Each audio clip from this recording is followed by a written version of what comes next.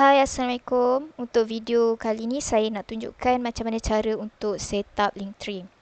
Okey, pertama sekali perlu masuk ke laman web high level lah. Masuk high level, pergi ke menu belah kiri ni, cari website and funnel.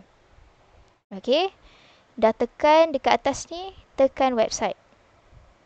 So dia akan keluar Linktree lah dekat sini. Ini contoh yang kita dah set upkan untuk klien. Tekan edit. So kita akan go through lah contoh yang kita dah buat ni. Okay, ni contoh yang kita dah buat. So pertama sekali you guys perlu tahu elemen apa yang kita nak letak dekat dalam kita punya Linktree. So macam Messenger dekat sini kita dah set up kan. Kita masukkan elemen gambar, okay, image, headline text dan juga button. Itu saja. Okay. So macam mana nak masukkan elemen-elemen ni? Anda perlu pergi ke bahagian kiri ni. Nampak kan? Okay. Dekat tambah ni tekan saja. So dekat sini ada pelbagai jenis elemen yang you guys boleh try. Okay. So kalau ikut contoh tadi, kita masukkan headline, button dan juga image. Tiga tu saja. So macam mana nak masukkan? Tekan sahaja dan drag. Boleh drag ya. Okay. Okay. So untuk image ni macam mana nak upload? Pergi dekat bahagian kanan ni kan, dekat general, anda akan nampak gambar ni lah untuk kita upload gambar kita. So tekan saja button upload, nanti anda boleh upload gambar ataupun nak upload logo kan. Boleh saja. Okay, so bila dah upload gambar, anda boleh tambah headline dekat bawah ni. So ini contoh yang kita dah buat lah. Macam mana nak adjust font dekat sini. Anda double klik saja dekat sini. So dia akan keluar lah. Okay, ada banyak font dekat sini. Boleh pilih saja, ikut saja kehendak masing-masing. Boleh tukar color, boleh tukar formatting dan sebagainya.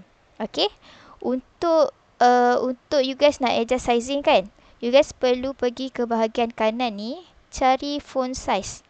Okay, so dekat sini bolehlah nak besar ke, nak kecil ke. You guys boleh explore setting dekat sini. Itu saja untuk airline. And then kita pergi ke bahagian button pula. Untuk bahagian button, kalau you guys nak adjust text dekat sini kan, boleh pergi ke belah kanan ni juga. Tengok ada tulis text option dekat sini. Boleh ni lah, boleh adjust dekat sini. Ini untuk text. And then boleh go through lagi dekat bawah-bawah. Boleh tengok-tengok. Okay. And then dekat button action. Yang ni yang paling penting lah. Yang ni apa dia? Yang ni kalau orang tekan button tu, dia akan bawa ke mana? So kena make sure link ni kita pilih website URL.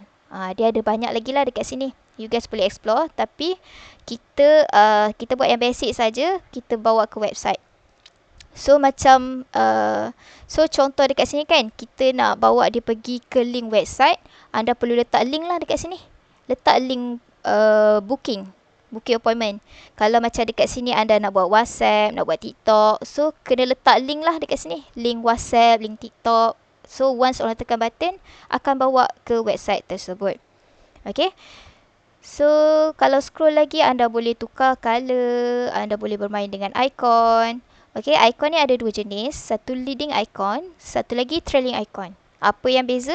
Beza dia leading ni, icon akan duduk dekat depan teks. Tapi kalau trailing, icon dia dekat belakang. So boleh ni lah, boleh explore dekat sini. So itu saja untuk icon. So dah settle lah. And then, okay, satu lagi, kalau you guys nak adjust dia punya size, margin dan padding dia kan, untuk button ni, kan kotak dia ada size kan. Kena pergi dekat bahagian style. Okay, tekan style ni.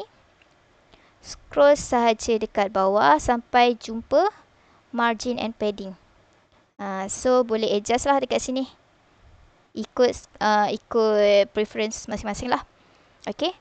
So itu saja. Once dah settle untuk satu button, anda boleh tekan duplicate. So dah tak perlulah nak kena setting untuk next button. Dekat sini anda just perlu tukar teks lah. Tukar teks dekat atas button dan juga link action tadi. Okay, link website. So itu saja untuk button. Untuk footer pula, kalau you guys pergi bawah kan, yang ni adalah dipanggil footer. Dekat bawah ni pun sama, kita masukkan button juga.